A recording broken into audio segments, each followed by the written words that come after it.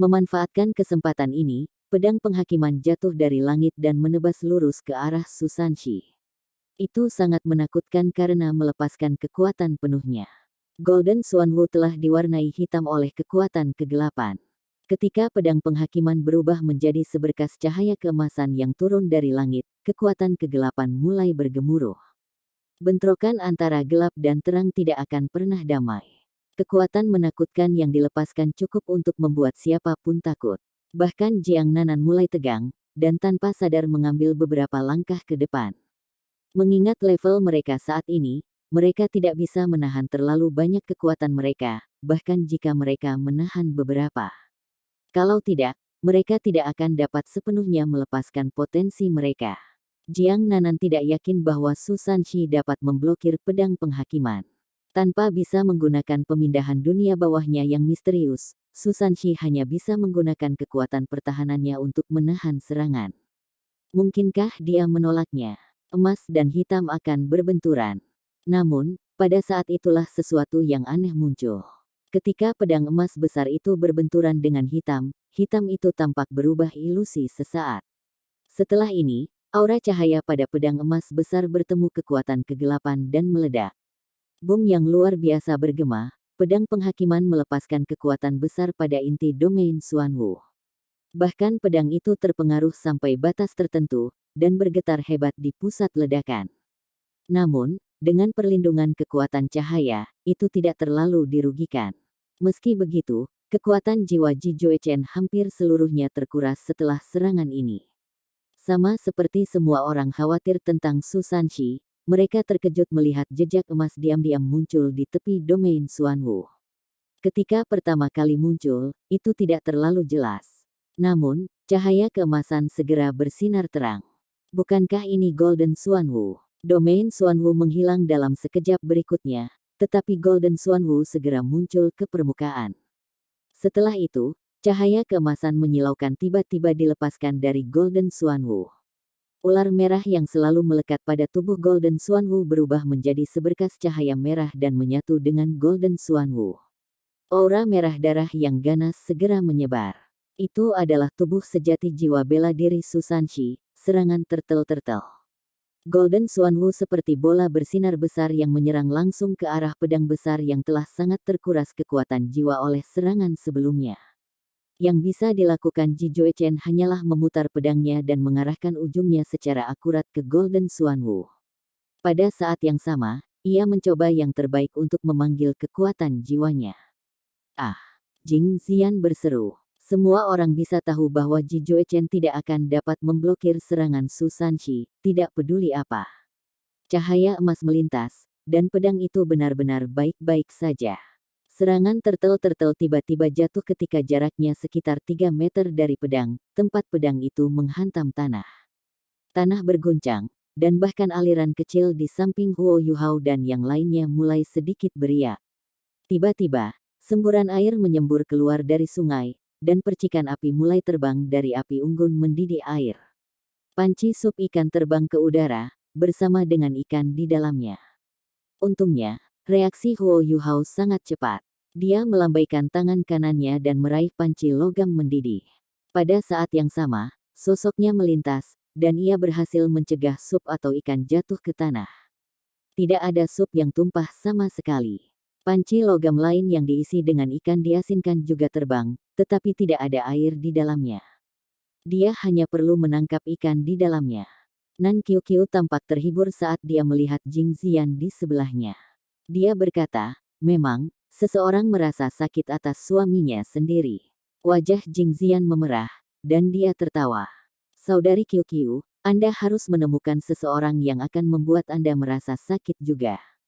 Nan Qiuqiu menjulurkan lidahnya dan berlari ke satu sisi untuk membantu Huo Yuhao mengendalikan api unggun. Pedang berubah kembali menjadi Ji Juechen ketika mendarat di tanah. Dia tampak agak pucat, tetapi berdiri dengan kokoh.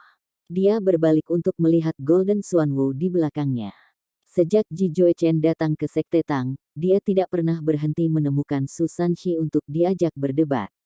Susanshi adalah master jiwa tipe pertahanan, yang berarti dia bisa bertahan lebih lama dalam pertarungan.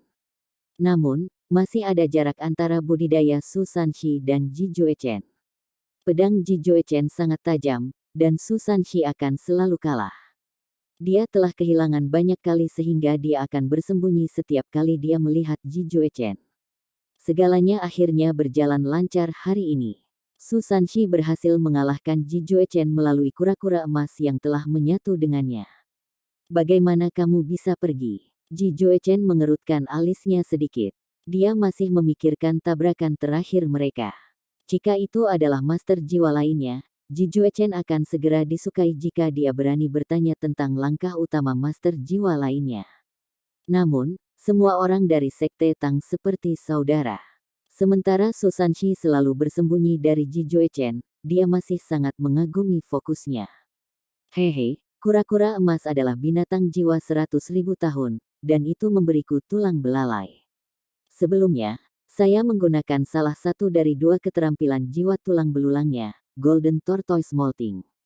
Dengan menggunakan keterampilan jiwa itu, saya dapat mengatasi semua masalah dan memindahkan diri ke tempat tertentu di domain Xuanwu saya. Ini jauh lebih efektif daripada teleportasi instan. Namun, biaya sepertiga dari kekuatan jiwaku setiap kali saya menggunakannya. Saya banyak terkuras dengan menggunakannya. Petik 2. Oh. Ji Juechen mengakui kata-katanya dan berbalik sebelum berjalan menuju sisi sungai. Su Sanxi sedikit tertekan ketika dia berkata, "Hei, tidak bisakah kamu memuji aku karena menjadi kuat?" Ji Juechen menoleh untuk menatapnya dan berkata, "Kami akan memutuskan apakah Anda kuat setelah kita bertarung lagi." Apakah aku menggali kuburanku sendiri? Su Sanxi menatap Ji Juechen dan benar-benar terdiam. Mereka berdua kembali ke tepi sungai, dan Jiang Nanan adalah yang pertama kali menabrak. Dia menarik telinga Su Sanxi, "Mengapa kamu pamer? Anda masih menghancurkan tanah. Apakah Anda memiliki terlalu banyak energi dan tidak bisa menggunakannya? Lihat betapa buruknya Anda mengguncang tempat ini. Jangan makan nanti. Kelaparan. Saya khawatir Anda tidak dapat sepenuhnya menggunakan seluruh energi Anda." Petik 2. Su Sanxi batuk, "Itu tidak disengaja." Huo Yuhao terkekeh, "Saya setuju dengan pendapat senior keempat. Ketiga senior, Anda harus kelaparan. Api unggun sudah berantakan dan harus dipasang kembali. Panci sup ikan yang seharusnya dikerjakan segera harus direbus kembali." Su Sanxi tersenyum lebar di wajahnya. "Jangan. Saya telah menunggu begitu lama untuk junior kecil saya untuk memasak. Bagaimana saya tidak bisa merasakan masakannya? Ayo, semua orang menjauh. Saya akan melakukan beberapa tugas." Saat dia berbicara, dia dengan cepat melompat dan membantu Huo Yuhao dengan api unggun. Tang Wutong berdiri di tepi sungai dan menyaksikan semua orang bercanda. Dia sedikit bingung ketika dia melihat betapa bahagianya semua orang. Meskipun dia merasa bahwa dia tidak berbaur dengan mereka, dia menemukan bahwa dia lebih suka suasana seperti itu. Tanda hubung. Api unggun itu segera dipasang kembali, dan sup ikan itu dimasak sekali lagi. Karena kesalahan Su Sanxi sebelumnya, dia menawarkan untuk menonton sup ikan. Di sisi lain, ikan bakar hampir sepenuhnya diasinkan. Huo Yuhao mengumpulkan cabang-cabang yang telah dicuci Ye Guyi sebelumnya dan menumpuknya di atas api unggun di sisi lain sebelum mulai memanggang ikan. Pada saat yang sama, ia mengambil jatah kering dan mulai memanaskannya.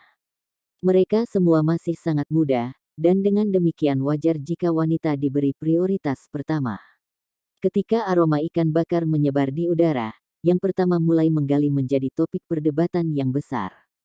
Semua orang membentuk lingkaran ketika mereka duduk di samping api. Jiang Nanan tertawa, "Bau ikan bakar sangat enak. Siapa yang akan mulai duluan?" Petik 2. Karena mereka dibatasi oleh kondisi, mereka hanya bisa memanggang satu ikan pada satu waktu.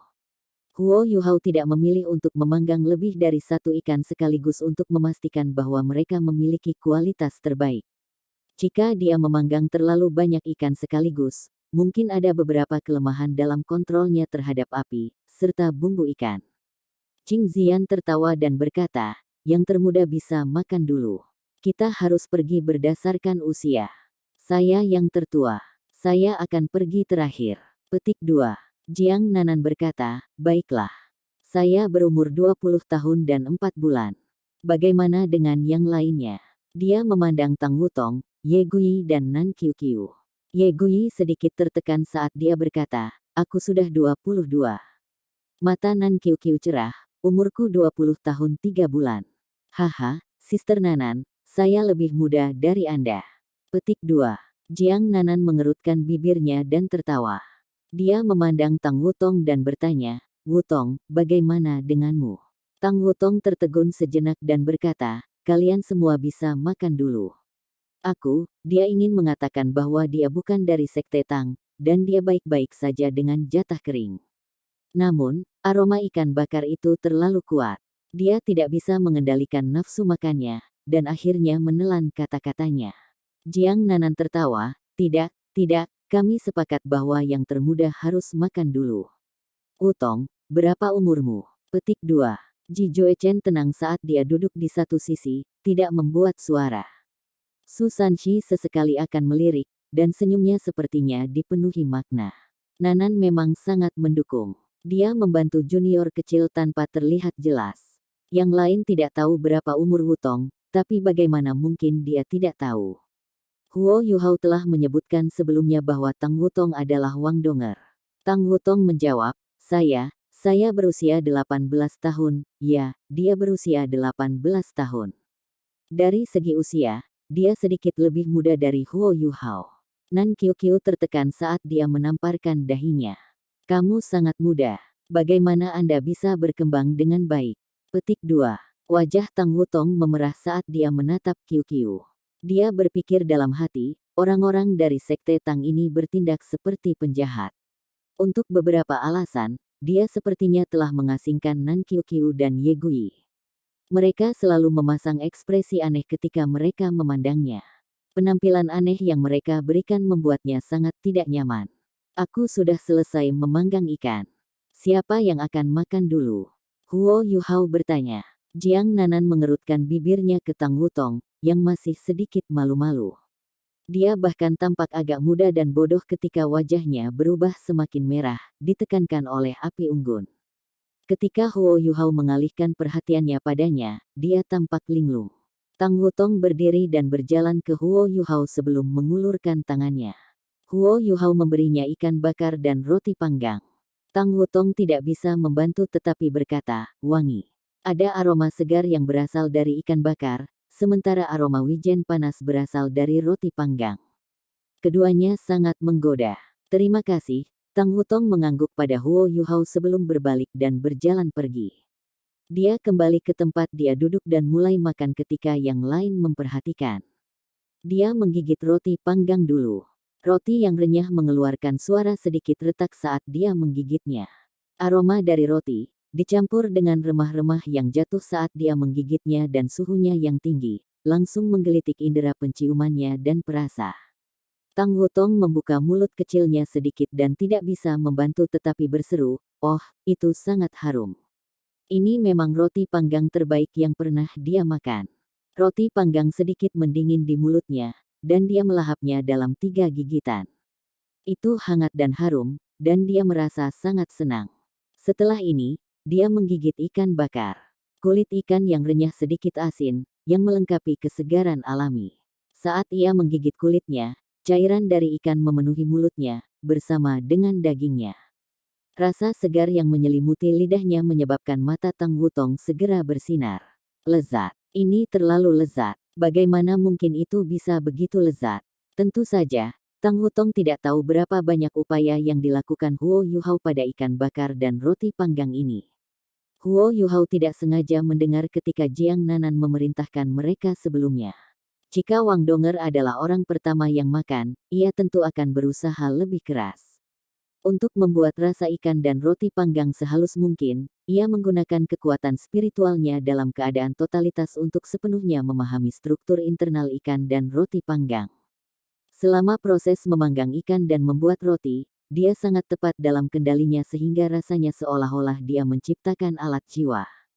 Meskipun Tang Wutong berhenti memujinya, kecepatan mengunyah dan menelan yang tak henti-hentinya masih membuat wanita-wanita lain tergoda. Huo Yuhao mulai bergerak lebih cepat. Dia dengan cepat memanggang ikan dan memanggang roti sebelum mengirimkannya ke yang lainnya. Segera, semua orang membentuk lingkaran dan dengan senang menikmati makanan mereka. Orang yang telah menyebabkan masalah sebelumnya secara alami menjadi orang terakhir yang makan, bersama dengan Huo Yuhao. Ye Gui duduk di satu sisi api yang telah mereka buat dan sedang menikmati ikan bakar ketiga. Raut wajahnya sangat acuh tak acuh, tetapi jika dilihat lebih dekat, orang bisa melihat sedikit kesedihan di matanya. Mungkin itu karena perhatian dan kerinduan Huo Yuhao, tapi Ye Gui bisa merasakan cinta ketika dia makan ikan bakar. Namun, cinta ini tidak dan tidak akan pernah diarahkan padanya. Nan Qiuqiu jauh lebih langsung. Meskipun dia tidak seakut Ye Gui, dia masih berbisik diam-diam kepada Ye Gui saat dia makan. Aku belum pernah melihatnya begitu baik ketika dia memasak untuk kita sebelumnya. Namun, keterampilan kuliner orang ini cukup bagus. Bahkan jika dia tidak bisa menjadi guru jiwa, dia masih akan menjadi koki yang baik. Petik 2. Qing Zian sedang duduk di sisi lain Nan Qiuqiu. Setelah mendengar kata-katanya, dia tidak bisa menahan tawa dan berkata, "Kamu benar-benar menuntut harapan masa depan Akademi Shrek dan pendiri Pagoda Roh menjadi koki untuk orang lain. Aku tidak percaya kamu baru saja memikirkan ide itu." Petik 2. Huo Yuhao berjalan setelah memanggang beberapa ikan yang tersisa. Setelah mendengar kata-kata Jing Zian, dia tidak bisa menahan tawa. Sangat menyenangkan menjadi koki. Ketika saya memasak, saya benar-benar merasa damai, yang sangat jarang. Ketika saya menyelesaikan apa yang ingin saya lakukan di masa depan, saya akan menemukan tempat yang damai dan indah dan membuka restoran sendiri di sana. Saya ingin hidup sederhana, bertani bersama orang yang saya cintai di sana. Di belakang restoran, akan ada sebidang tanah khusus untuk menanam tanaman. Saya juga akan memelihara ternak. Kenapa kalian semua menatapku seperti itu? Petik 2. Bahkan sebelum dia selesai berbicara, dia menemukan bahwa cara semua orang memandangnya sangat aneh. Seorang anggota Paviliun Dewa Laut sebenarnya ingin menemukan tempat untuk membuka restoran. Tepat pada saat ini, Ji Juechen tiba-tiba berbicara. Kedengarannya bagus. Huo Yuhao tertawa, "Kakak Ji, akankah kita melakukannya bersama?" Ji Juechen menggelengkan kepalanya. "Enggak." Su Sanxi tampak sangat cemas, dan berkata kepada Huo Yuhao, "Junior kecil, jangan katakan itu di depan Penatua Suan. Kalau tidak, dia akan bertarung habis-habisan melawan Anda. Dia masih berharap bahwa kamu akan menjadi master masa depan dari Paviliun Dewa Laut." Petik 2. Huo Yuhao tiba-tiba tampak sangat muram. Baginya, ada banyak tanggung jawab yang tidak bisa dia hindari. Sup ikannya hampir selesai. Huo Yuhao menambahkan beberapa bumbu sebelum menyendok mangkuk sup ikan untuk semua orang. Dia duduk tepat di samping Tang Wutong. Tentu saja, semua orang menyerahkan kursi ini kepadanya. Karena Tang Wutong adalah yang pertama makan, dia makan cukup banyak, 4 ikan bakar dan 2 roti panggang. Saat ini, dia memiliki roti setengah matang di tangannya. "Oh, aku sangat kenyang. Aku bahkan tidak bisa bergerak lagi." Tang Wutong tampak sangat puas saat ia menerima semangkuk sup dari Huo Yuhao. "Aku bisa membantumu memakan roti panggang itu." Huo Yuhao berbisik pelan padanya. Tang Wutong tiba-tiba tampak sangat berhati-hati dan memelototinya saat dia memutar kepalanya.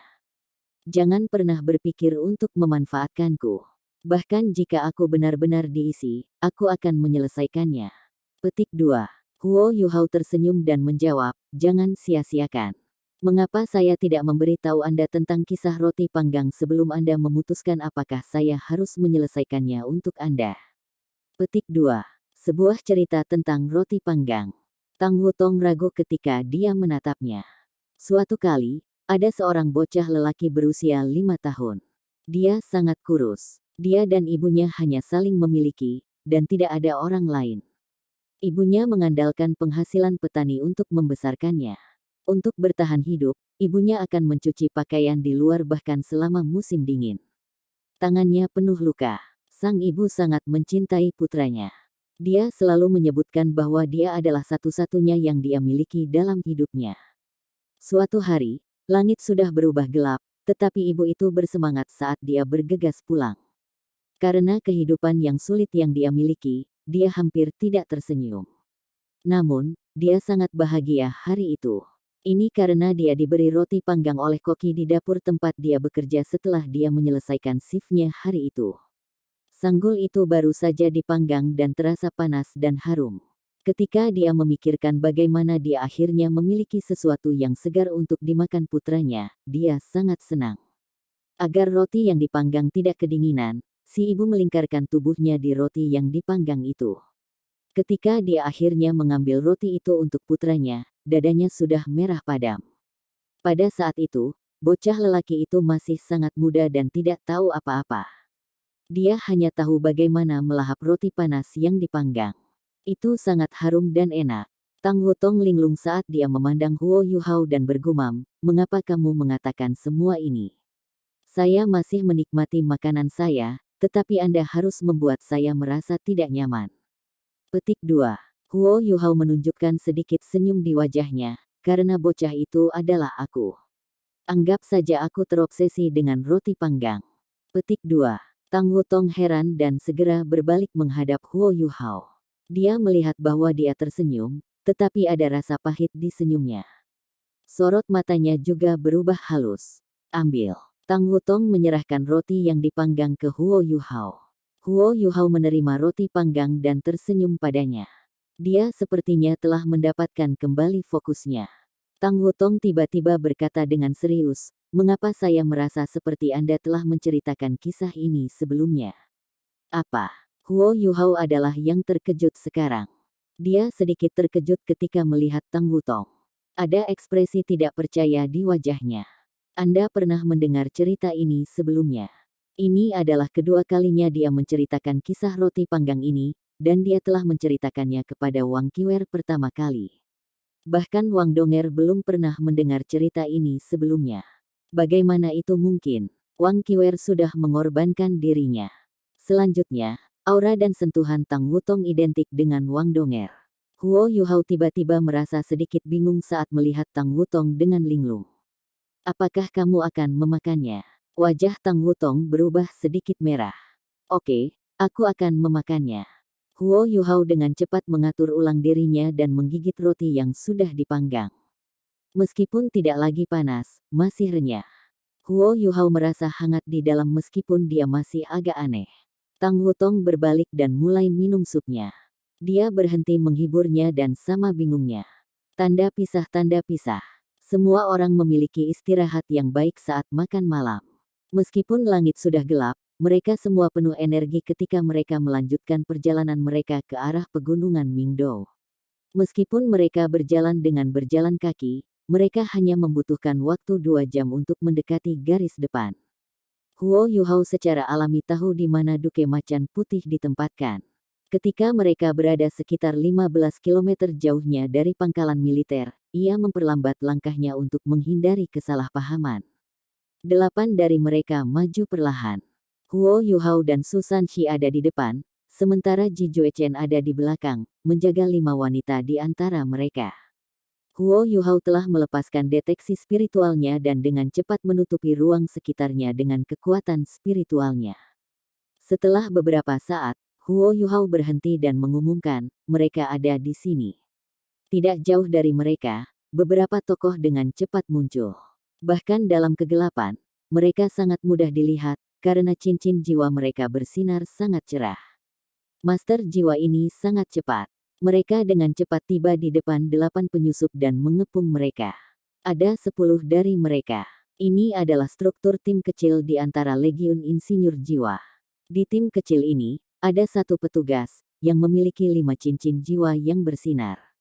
Sisanya hanya memiliki 3 cincin jiwa. Ada berbagai jenis tim kecil di Legiun Insinyur Jiwa juga.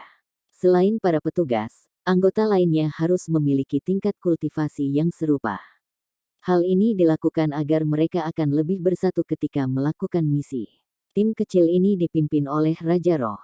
Kekuatan pertempuran keseluruhan dari tim kecil ini kira-kira sama dengan pasukan 500 prajurit biasa, dan itu hanya menjadi penguasa jiwa. Jika mereka dilengkapi dengan alat jiwa, kekuatan bertarung mereka akan lebih besar. Siapa kalian? Ada zona militer penting di depan Anda. Tunjukkan pada saya ide Anda. Petugas Raja Roh terlihat berusia sekitar 40 tahun dan terdengar sangat dewasa dan mantap. Dia segera membuat tuntutannya setelah melihat Huo Yuhao dan yang lainnya. Meskipun mereka semua masih sangat muda, Raja Jiwa ini tidak menurunkan penjagaannya sama sekali. Itu di tengah malam, dan mereka tidak jauh dari garis depan. Apa yang dilakukan sekelompok anak muda di sini? Ini bukan semacam tujuan wisata. Siapa yang tidak tahu bahwa segalanya sedikit tegang di ujung barat laut kekaisaran? Huo Yuhao sedikit tersenyum dan menjawab, "Tuan, kami dari Akademi Shrek. Kami diperintahkan oleh akademi kami untuk memperkuat pasukan lapangan Northwestern." Petik 2.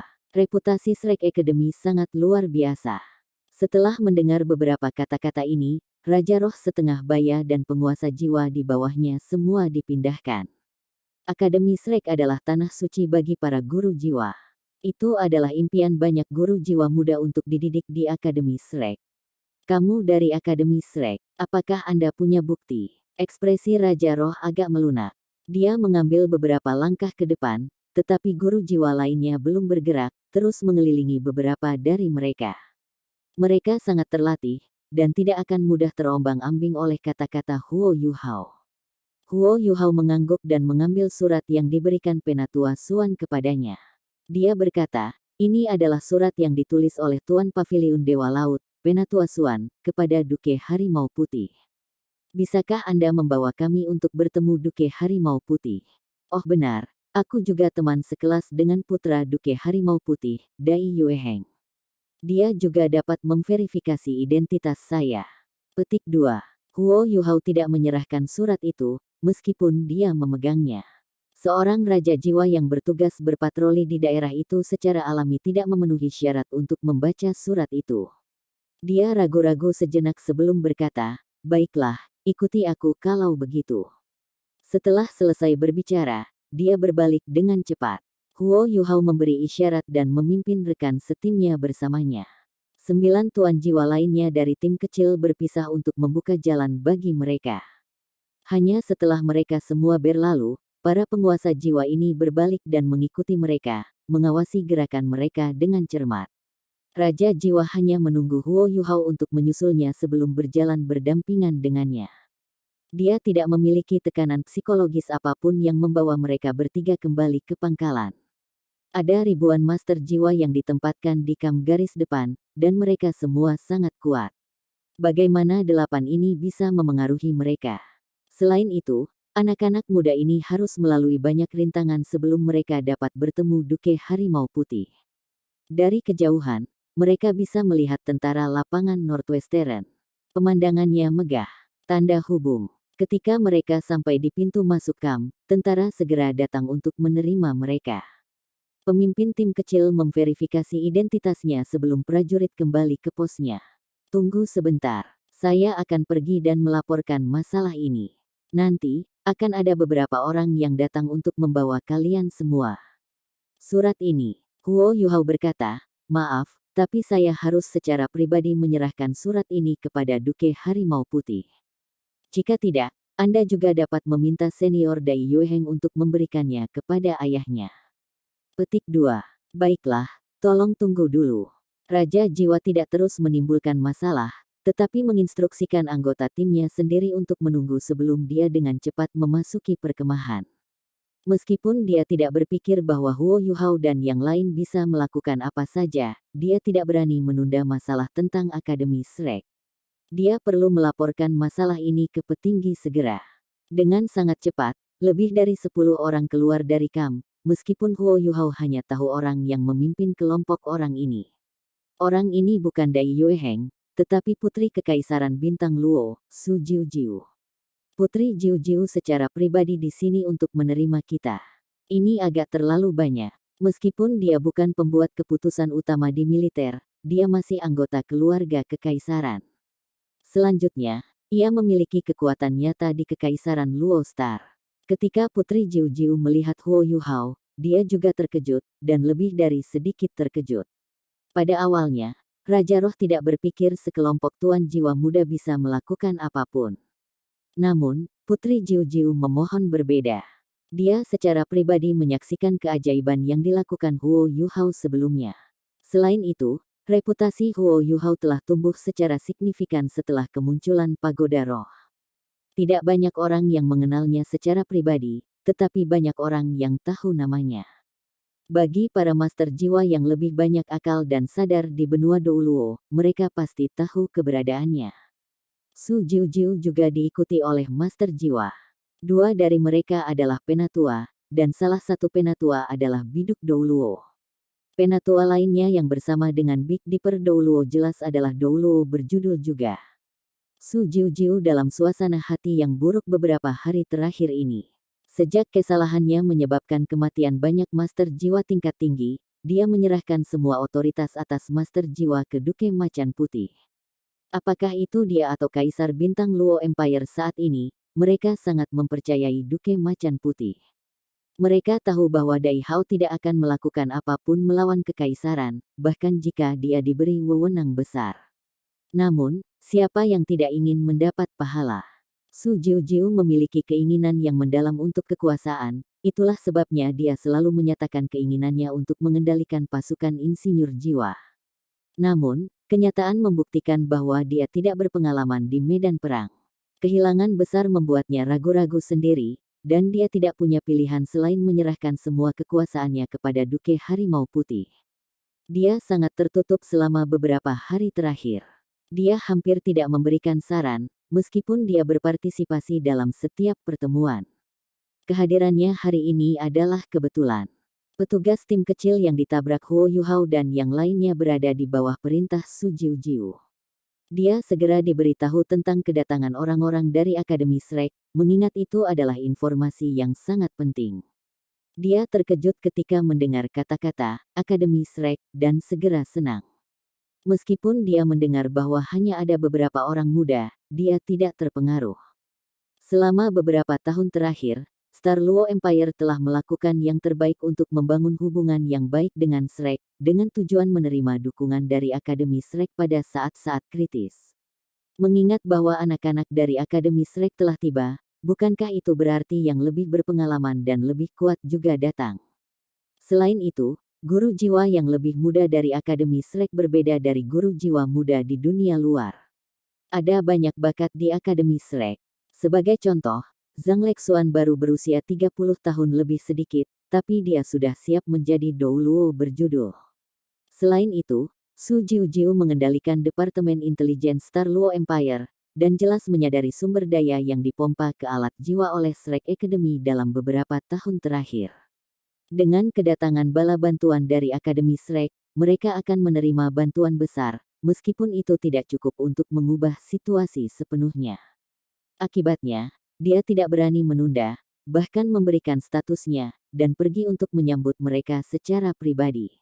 Dia telah melihat semua bakat generasi muda dari Akademi Shrek. Selain itu, dia bahkan membawa 2 titlet Douluo bersamanya.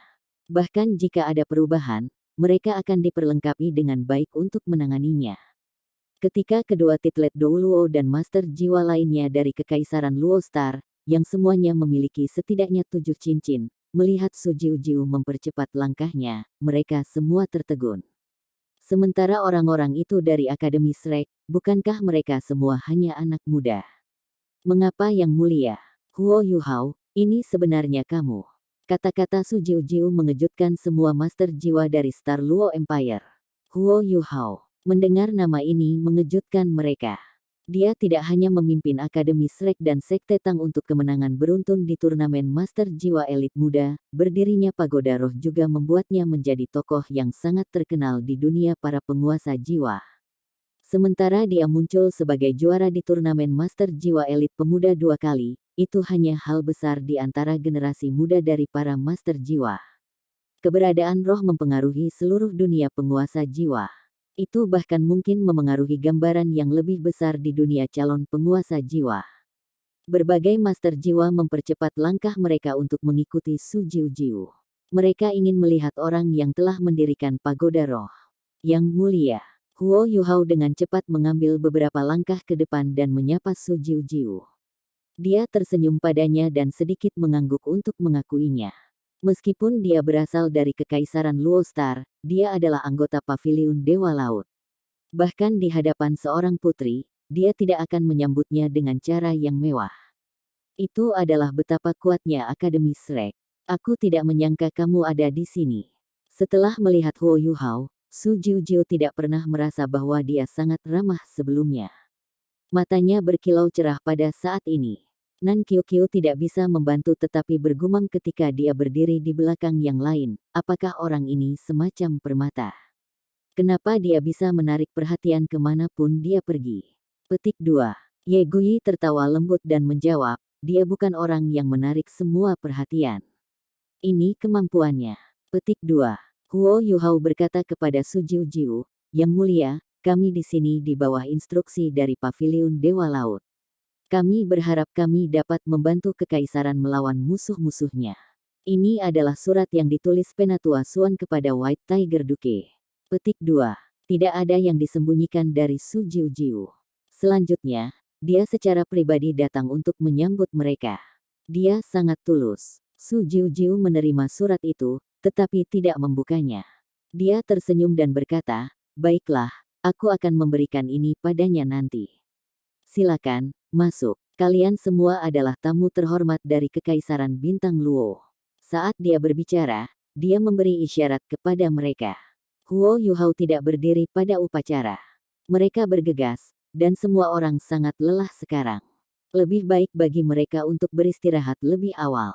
Su Jiujiu dan Huo Yuhao berjalan maju bersama tanpa perbedaan. Jelas, dia menganggap Huo Yuhao memiliki status yang setara dengannya. Para penguasa jiwa Kekaisaran Bintang Luo secara alami mengikuti yang lainnya dari Tang Sekte dan Tang Wutong ke dalam kamp. Biduk Douluo dan yang lain Titlet Douluo saling memandang, melihat keheranan satu sama lain ketika tatapan mereka bertemu.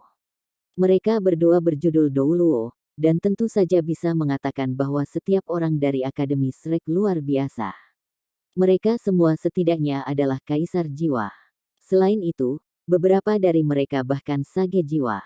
Tampaknya mereka bahkan belum berumur 20 tahun. Ini luar biasa. Metode apa yang Shrek Academy gunakan untuk memelihara kejeniusan seperti itu? Mereka paling terkejut oleh Huo Yuhao. Dia tampak lebih muda, tetapi tidak mungkin mereka bisa melihatnya. Mengingat bahwa mereka berjuluk Douluo, benar-benar tidak dapat dipercaya bahwa mereka tidak dapat melihat seorang guru jiwa muda yang bahkan belum berusia 20 tahun. Tanda hubung. Su Jiujiu membawa Huo Yuhao dan yang lainnya langsung ke tendanya sendiri. Meskipun dia bukan seorang komandan, dia masih memegang posisi penting di militer. Beberapa orang segera membawa beberapa buah dan makanan ringan. Setelah membawa Huo Yuhao dan sisanya ke tenda, Su Jiujiu segera memerintahkan seseorang untuk menjemput Duke Harimau Putih. Hanya tindakannya yang sederhana ini menunjukkan betapa dia sangat menghargai Huo Yuhao. Semua orang dari Shrek juga terkejut dengan seberapa baik Su Jiujiu memperlakukan Huo Yuhao. Dia adalah seorang putri dari kekaisaran terkuat di benua Douluo.